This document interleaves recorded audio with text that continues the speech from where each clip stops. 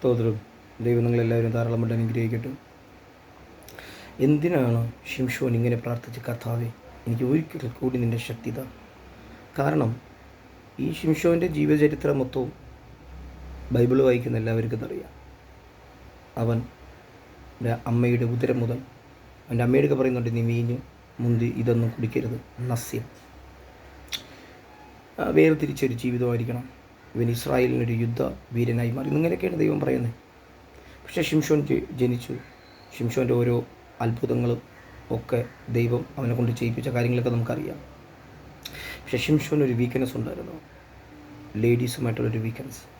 അത് നമ്മൾ പഠിച്ചിട്ടുമുണ്ട്. പക്ഷേ പരിശുദ്ധാത്മാവിനെ ഓർമ്മപ്പെടുത്തിയത്, ഇവൻ്റെ ഈ ശക്തി ഇത് എവിടെ നിന്നാണ് വരുന്നത്? ഈ ശക്തി എന്തെന്ന് അറിയണം. ഫിലിസ്തീർ എന്തൊക്കെ ചെയ്താലും അത് ശിംശോൻ്റെ എന്തു പറയുന്ന തലമുടിയുടെ രോമത്തിൽ പോലും പിടിക്കില്ല. അത്രയ്ക്ക് പരിശുദ്ധാത്മാവിൻ്റെ ശക്തിയും പവറും ഈ ശിംശോനുണ്ട്. പ്രാർത്ഥിക്കുന്ന നിന്നോട് പറയുന്ന നിൻ്റെ ആദ്യകാലത്തുള്ള ആഴമേറിയ ആ പ്രാർത്ഥന, നീ അന്യഭാഷയിൽ സംസാരിക്കുമ്പോൾ സാത്താൻ ആ ഏരിയ വിട്ടുകൊടുക്കും. നീ മുട്ടും മടക്കി അന്യഭാഷയിൽ ഫോൺ പോലും നീ എടുക്കത്തില്ല. ഇപ്പം നിൻ്റെ പ്രാർത്ഥന ഉണ്ടാക്കി ആ പഴയ പ്രാർത്ഥന, പഴയ തീഷ്ണ, ഒരു ചെറിയ വിഷയം പോലെ സാത്താനെ അനങ്ങാൻ പറ്റാത്ത രീതിയിൽ നീ പ്രാർത്ഥിച്ചിട്ടുണ്ട്. ഇപ്പോൾ ആ പ്രാർത്ഥന എവിടെ പോയി? ആ തീഷ്ണത എവിടെ പോയി? ആ വെല്ലുവിളി എവിടെ പോയി? എൻ്റെ യേശു ജീവിക്കുന്നു എന്നുള്ള ആ വെല്ലുവിളിച്ച് നീ പ്രാർത്ഥിച്ചിട്ടുണ്ട്. എന്നോട് ഇതിൽ കൂടി നിങ്ങൾക്ക് പറയുന്നത്, ശിംശോൻ്റെ കൈയിനെ കെട്ടി കണ്ണ് രണ്ടും കുത്തിപ്പൊട്ടിച്ചിട്ടുണ്ട്. കർത്താവേ എൻ്റെ കണ്ണൊന്ന് തുറന്നു തരണേ, യേശുവേ എൻ്റെ കെട്ടൊന്ന് അഴിച്ചു തരണേ എന്ന് ശിംശോൻ പറഞ്ഞിട്ടില്ല. നിൻ്റെ ശക്തി എൻ്റെ മേൽ വന്നാൽ, പരിശുദ്ധാത്മാവ് അങ്ങനെ തന്നെയാണ് സംസാരിക്കുന്നത്. നിൻ്റെ ശക്തി എൻ്റെ മേൽ വന്നാൽ ഈ ഫിലിസ്തീർ ടീം മൊത്തം ചാവും. കണ്ട, നീ പറയുന്ന ആ അമ്പലക്കാർ, ഈ അമ്പലക്കാർ, ആ മന്ത്രവാദി, ഈ മന്ത്രവാദി, എതിർ പ്രാർത്ഥന എല്ലാം നിനക്ക് എതിരാണ്. ആവട്ടെ, നീ അഭിഷേകത്തിൽ നിറഞ്ഞു നോക്ക്. ചണനൂൽ കത്തുന്നത് പോലെ ആ കുട്ടി പോകും. നിൻ്റെ അഭിഷേകം, ദൈവം നിനക്ക് തന്ന അഭിഷേകം നിന്നിൽ നിന്ന് മാറ്റിയിട്ടില്ല. പ്രാർത്ഥന കേൾക്കുന്ന, പ്രസംഗം കേൾക്കുന്ന ആരോട് പരിശുദ്ധാത്മ പറയണം. അത് പാസ്റ്ററാവാം, വിശ്വാസിയാവാം. കേട്ടോ, പരിശുദ്ധാത്മാവിൻ്റെ അഭിഷേകം നിന്നിൽ നിന്നും മാറിയിട്ടില്ല. നിന്നെക്കൊണ്ടത് മാറ്റിക്കാൻ ശ്രമിക്കുകയാണ്. നിന്നെ വീണ്ടും പഴയ ലെവലിലേക്ക് ഇളുക്കുകയാണ്. നിന്നെ വീണ്ടും പഴയ ചിന്തകളിലേക്ക് ഇളുക്കുകയാണ്. നിന്നെ വീണ്ടും പഴയ പ്രശ്നത്തിലേക്ക് ഇളുത്തുകൊണ്ട് പൊക്കിക്കൊണ്ടിരിക്കുകയാണ്. നീ പോവരുത്. ഇനിയുണ്ട് ആൾക്കാർ. പൗലോസ്, സീലാസ് രണ്ടുപേരും കാരാഗ്രഹത്തിനകത്ത് കിടക്കുകയാണ്. രണ്ടുപേരും മാമത്തിൽ പൂട്ടപ്പെട്ട് കിടക്കുകയാണ്. പൗലോസിനെ പൂട്ടിക്കോ?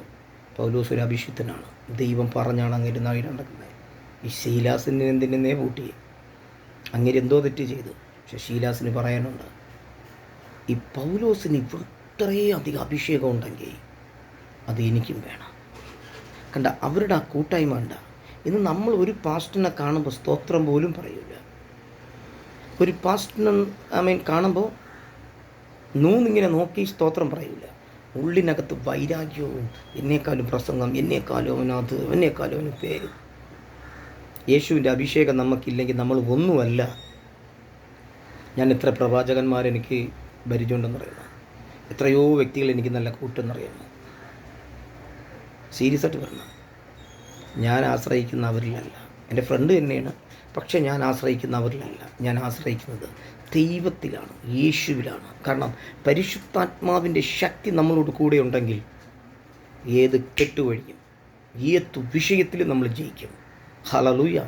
ഇവിടെ ശിംശോൻ പറയുന്നത് കണ്ണ് കാഴ്ചതാന്നല്ല, കെട്ടഴിച്ചതാന്നല്ല, നിൻ്റെ ശക്തി എൻ്റെ മേൽ വന്നാൽ.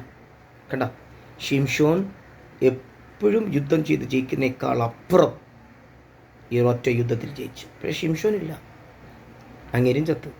പക്ഷെ കർത്താവോട് പറഞ്ഞു, നീ ചാവാനല്ല, നീ യുദ്ധം ജയിക്കണം. നീ അത് നിൻ്റെ കണ്ണാൽ കാണണം.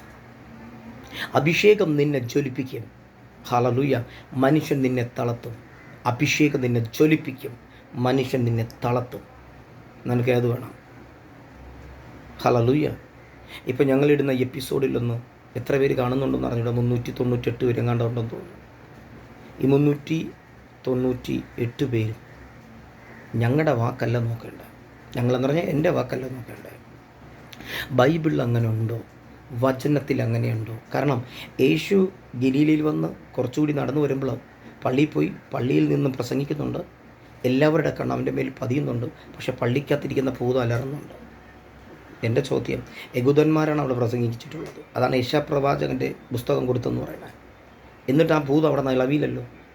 പക്ഷേ യേശു പരിശുദ്ധാത്മാവിൻ്റെ ശക്തിയാൽ ചെന്ന് പ്രസംഗിച്ചപ്പോൾ സഭയ്ക്കകത്ത് ഭൂതമിളവി.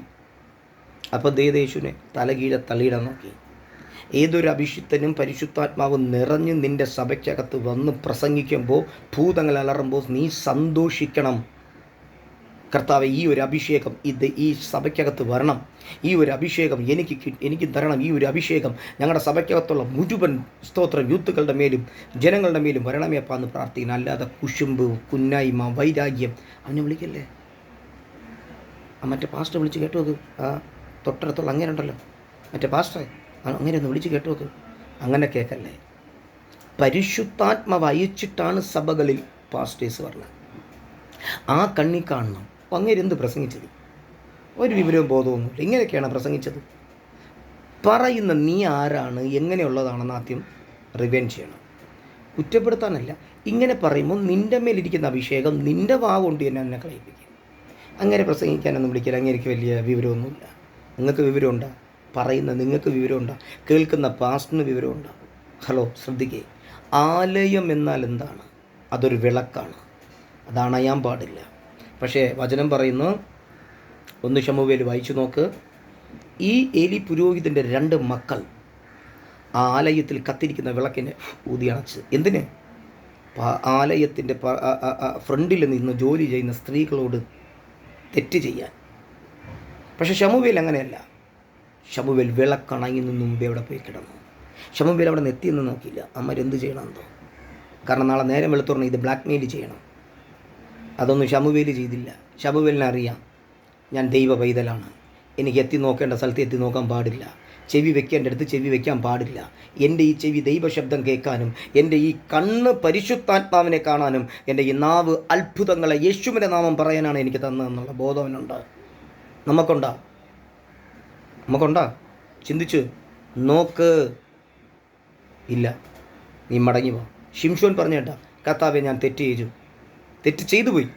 നിൻ്റെ ശക്തി എൻ്റെ മേൽ വന്നാൽ കണ്ണ് കെട്ടഴി, അല്ല കണ്ണ് തെളിയട്ട്, അല്ലെ കാഴ്ച കാണട്ടെ, കയ്യിലെ കെട്ടി, അങ്ങനെയൊന്നും പറഞ്ഞില്ല. നിൻ്റെ അഭിഷേകം എൻ്റെ മേലുണ്ടെങ്കിൽ എത്ര മന്ത്രവാദിയുടെ കെട്ടും തന്ത്രങ്ങൾ അഴിപ്പാൻ ദൈവം എന്നെ ഉപയോഗിക്കും. പാമ്പുകളെയും തേളുകളെയും ശത്രുവിൻ്റെ സർവ്വബലത്തെ. എന്തിന് ഗിദയോനോട് കഴിഞ്ഞ പ്രാവശ്യം ഞാൻ പറഞ്ഞില്ലേ, ഈ ബലത്തോടെ പോകും. പക്ഷെ ഫിലിസ്തീർ അങ്ങനല്ല.